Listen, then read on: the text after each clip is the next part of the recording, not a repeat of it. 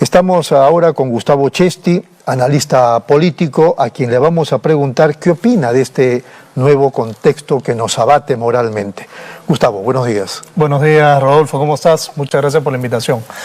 Creo que acá lo que tenemos que entender, lejos de las particularidades de cada una de las cosas, tenemos que entender que hay un escenario político bastante frágil en términos generales, ¿no? El tema de la fiscal de la Nación es algo que creo que todos, por cómo estamos viendo la situación, se tiene que enfrentar y se tiene que ver la manera de solucionar esto, es decir, desde mi punto de vista, que la fiscal de la Nación sí tiene que dar un paso al costado o la Junta Nacional de Justicia tiene que suspenderla mientras se dan las investigaciones. Pero hay un tema de fondo que es esta toma de poder por ciertas organizaciones, vamos a decir las cosas como son, ciertas organizaciones criminales que han entrado en la política, ya lo hemos hablado anteriormente, que lideran los partidos políticos y que poco a poco han ido tomando el poder. Por eso es que el día de hoy nuestro debilitamiento democrático es tan claro, ¿no? Y las pocas garantías de que nuestro sistema funcione cada vez son menores, ¿no? Por eso el día de hoy ya han salido varios a hablar de que hay que retirarse de la Corte Interamericana y etcétera. Son garantías que si nuestro sistema interno no funciona, por lo menos existen organismos supranacionales que traten de contener esos golpes a la democracia o a las libertades individuales. Eso también sería sumamente crítico en la situación en la que estamos el día de hoy. Antes de que siga, me hizo acordar, el día lunes me parece que estuvo aquí en esta mesa de trabajo el doctor Martín Salas, que fue hasta hace algunos meses fiscal supremo adjunto del Ministerio Público. Y él decía algo parecido, no sé si usted lo asume del mismo modo. Él decía, se ha encontrado desde la Fiscalía que hay una organización criminal que lidera Patricia Benavides, presuntamente, y sus 3 asesores. Pero él asumía que se había quedado corta la doctora Marita Barreto, que en realidad hay una organización sobre esa más grande, exacto, más amplia. ¿Usted asume que puede ser así? Sí, totalmente. Totalmente, porque hay un poder más allá de los poderes que vemos, ¿no? Y esto no es un tema, digamos, de teorías de, no, medias estas paranoicas o etcétera, ¿no? Sino vemos el comportamiento que tiene el Congreso, ¿no? Vemos el comportamiento que tiene el Congreso, por ejemplo, el comportamiento antirreformas que se han ido dando. Vemos reformas en tema, vamos simple, ¿no? El tema de transporte, el tema de educación, el tema de la antirreforma política que se está dando, ¿no? Que se quieren tumbar las PASO y etcétera, ¿no? Entonces vemos que hay un comportamiento que demuestra que sí hay intenciones que van más allá de grupos muy particulares, que puede ser un partido, etcétera. No, hay ciertos partidos políticos que ya no se están manejando como partidos políticos, sino como un cartel, ¿no? Y lamentablemente, o sea, acuerdos bajo la mesa en la que partidos políticos toman ciertas decisiones en contra del país. Entonces, Para mencionar algunos grupos, ¿estamos hablando acaso de Alianza para el Progreso, de Fuerza Popular? Sí, acá tenemos que decir las cosas claras. Fuerza Popular es parte del problema. Avanza País es parte del problema, aunque no nos guste, ¿no? Podemos tener ideas parecidas en algunas cosas, pero hay que decir que el comportamiento que están teniendo en el Congreso ahora, Fuerza Popular, Avanza País, Renovación Popular, Perú Libre, APP, y aunque me duela, digamos, porque he sido parte, digamos, de este partido, Somos Perú también está siendo a veces parte, no siempre, pero a veces parte de esta comparsa pro seguir tomando el poder de ciertas instituciones y ellos, como partidos, darles el amén a ciertas mafias que hay detrás. Mafias en el tema de educación, mafias en el tema de transporte y que lamentablemente, la corrupción es la que nos está gobernando. ¿Cuál sería el objetivo?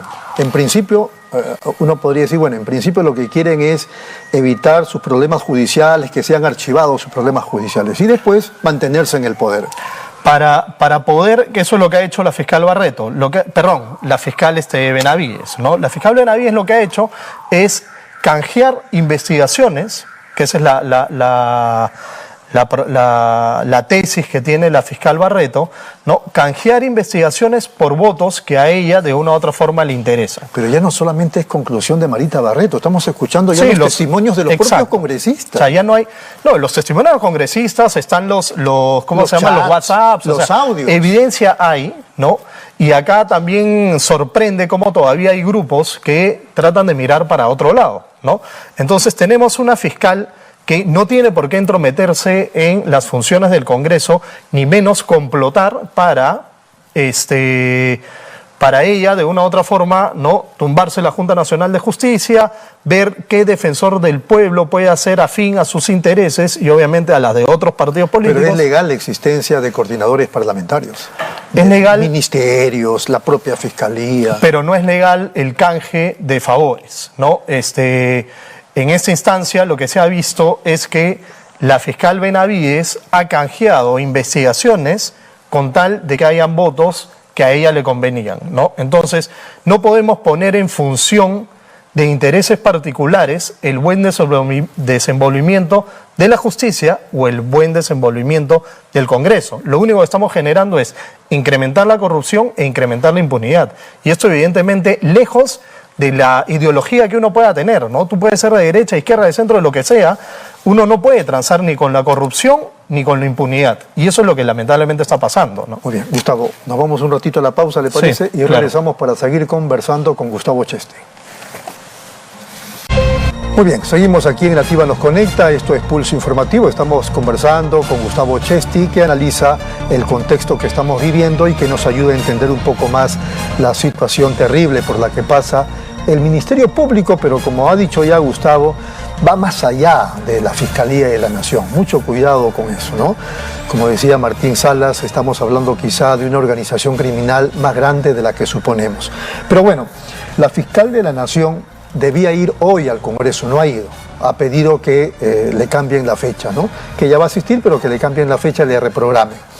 Pero además ayer ha solicitado a una juez constitucional de Lima que por favor amplíe su medida cautelar para que no siga investigándole la Junta Nacional de Justicia. ¿Y por qué? Porque ella dice que esta decisión de la Junta de investigarla en el marco de un procedimiento disciplinario inmediato es ilegal, está inmotivado y es inconstitucional. Pues dice que hay falta de un debido proceso y las investigaciones de esta Comisión Especial Anticorrupción de la Fiscalía aún no ha concluido. De la misma idea es un abogado, digamos, de prestigio como el doctor Humberto Abanto. Pero en todo caso, yo sé que usted no es abogado, Gustavo, pero quería una impresión sobre estos temas legales. A ver, existe, ¿no?, dentro del orden normativo que hay en el país, ¿no?, evidentemente está la Constitución, la ley, las leyes orgánicas, los reglamentos, y lejos de que si está esta investigación inmediata, si está en una ley o en un reglamento, sí está contemplado dentro del marco normativo que tenemos, ¿no? Yo ahorita no podría precisarte específicamente si está en el reglamento de la Junta Nacional de Justicia o está en la ley orgánica, pero en última instancia hay una norma que contempla este procedimiento, ¿no? Lo que se tiene que probar... Este procedimiento aparentemente, por lo que yo he entendido, es cortísimo, 10 días. Es corto, permite la suspensión de la persona que está siendo investigada, claro, pero... Incluso antes de concluir el procedimiento se la puede suspender. Sí, claro, correcto. ¿Por qué? Porque, y ese es el tema que sí se tiene que probar, se tiene que probar la gravedad de lo que se le está acusando, ¿no? Y que realmente hay un tema también de flagrancia y etcétera. Entonces, acá lo que se tiene que hacer es determinar si existe el nexo entre los asesores y la fiscal Benavides. Ella ya dijo que ella no tiene nada que ver con lo que han hecho sus asesores. Ahí viene el asunto, ¿no? Entonces, este proceso, ante las posibles evidencias de que sí hay un tema de conspiración entre la Fiscalía y el Congreso, lo que se tiene que ver es que exista el nexo entre los asesores y ella, ¿no?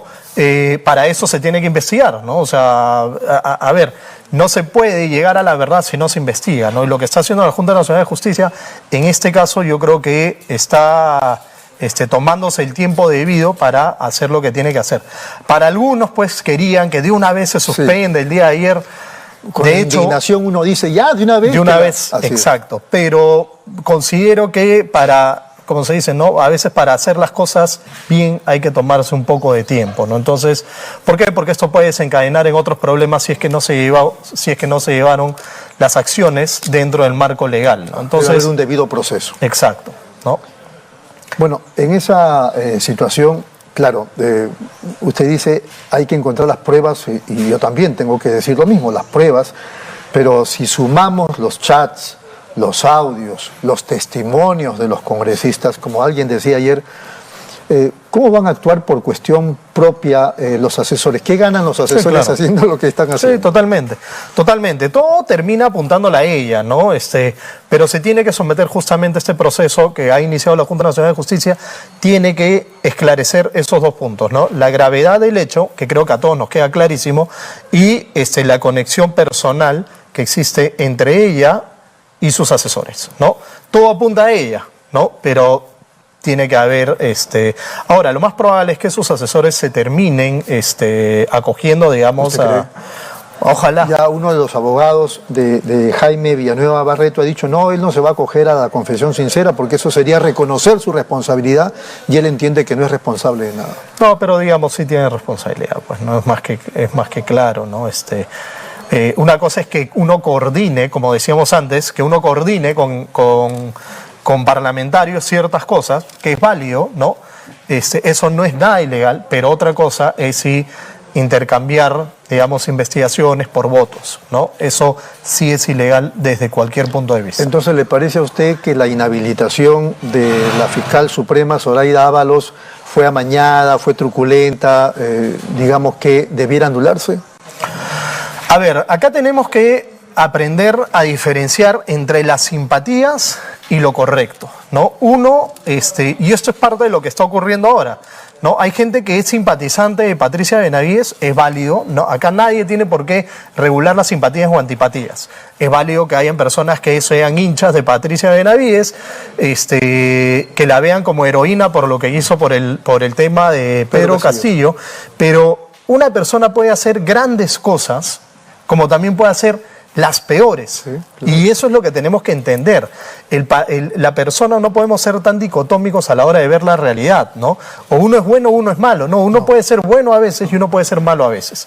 Entonces, no sé si usted coincidirá conmigo, pero Fujimori yo pienso que está bien preso por todas las atrocidades que hizo, que no tengo que enumerar, pero hay 2 o 3 cosas que no le podemos quitar y que la historia le va a tener que reconocer. Sí, claro. La lucha contra el terrorismo, que fue exitosa, la reinserción económica, de cómo nos dejó García, y el tema con los ecuatorianos. Sí. Y no podemos ser mezquinos en reconocer eso, ¿no? Yo sí me considero antifujimorista, pero tengo que reconocer, porque antes que uno tome posturas tiene que amar la verdad, ¿no? Y amando la verdad es que tú dices, ok, ¿sabes qué? Fujimori sí hizo ciertas cosas buenas, pero eso no quita de que las cosas malas fueron buenas. No, tiene que ser responsable de las cosas malas que hizo y también le reconoceremos y le aplaudiremos las cosas buenas que hizo. O sea, tenemos que ser objetivos con las cosas. Con la fiscal Benavides ocurre lo mismo.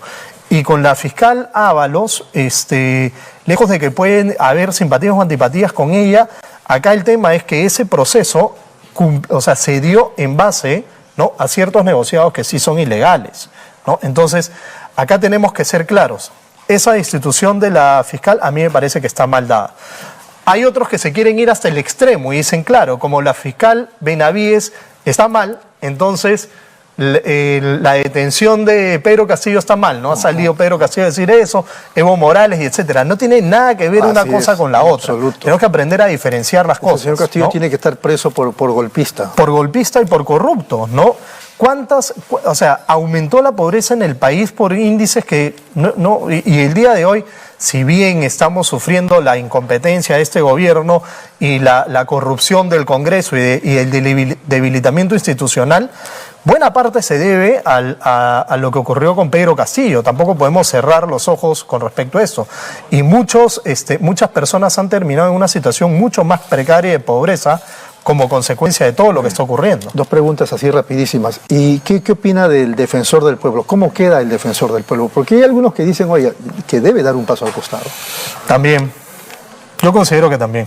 A ver, todo no solamente por cómo lo que estamos viendo, ¿no? Y evidentemente sabemos que el defensor del pueblo no tenía los cartones necesarios para poder ser un buen defensor del pueblo, sino por toda una estrategia detrás que existe, parte de esta maraña, digamos, de corruptocracia, que es la que nos está gobernando el día de hoy, es que el defensor del pueblo no garantiza que sea, en el supuesto, se tiren abajo la Junta Nacional de Justicia, no garantiza el defensor del pueblo que vaya a haber una correcta elección de una nueva Junta Nacional de Justicia y, por lo tanto, que el día de mañana, el 2026, o si se da un adelanto de elecciones por algún motivo, vayan a ser elecciones que sean realmente correctas. Entonces, el día de hoy no solamente nos estamos enfrentando a un debilitamiento institucional y democrático, sino que estamos enfrentando que el 2026 sí vaya a haber un fraude electoral institucionalizado. Y eso tenemos que tenerlo bastante claro. Eso tenía relación con la pregunta. Entonces, de repente, ese puede ser uno de los objetivos de todo este grupo grande que todavía no terminamos de conocer. Sí, claro. Este grupo grande mafioso. Ese pacto que existe entre partidos políticos que lamentablemente el día de hoy nos están gobernando. Yo creo que la política... No importan las ideologías. No importan las ideologías. Por eso es que vemos que se junta la derecha, la izquierda, el centro y todos votando, ¿no? Porque el problema no es ideológico. Acá hay que respetar que cada quien puede pensar lo que le dé la gana. Yo creo en la libertad y eso es un punto fundamental. Pero lo que yo creo que está ocurriendo es que la corrupción es la que nos está gobernando, lejos de la ideología. Y eso es lo que no podemos permitir, ¿no? Entonces, yo creo en la política, evidentemente. Creo que los partidos políticos deben de hacer un cambio, sí. La pregunta de fondo es, ¿estos partidos políticos del día de hoy y los políticos que tenemos serán parte del cambio? Yo creo que no, ¿no? Entonces, urge que ciertas personas, ciertos partidos, la ciudadanía, se una para poder salir de esta crisis. Es la única manera, ¿no? Gustavo, ha sido muy amable. Muchas gracias, Gustavo. Gracias a ti. Vamos de inmediato a la pausa y regresamos en Pulso Informativo.